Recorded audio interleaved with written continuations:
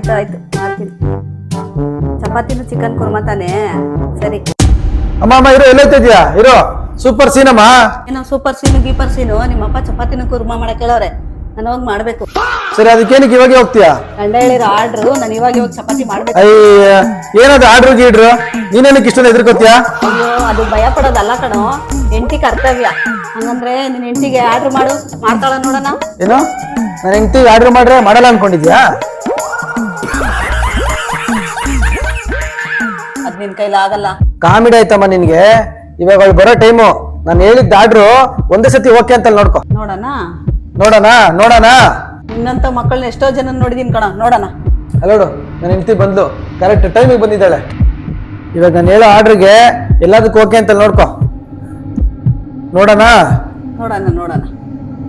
ಸೌಮ್ಯ, online ಅಲ್ಲಿ mutton biryani, chicken 65 ಹಾಕಿದ್ದೀನಿ. ಇದು ನಾನ್ ಮಾಡಿರೋ ಆರ್ಡ್ರು, ಓಕೆನಾ?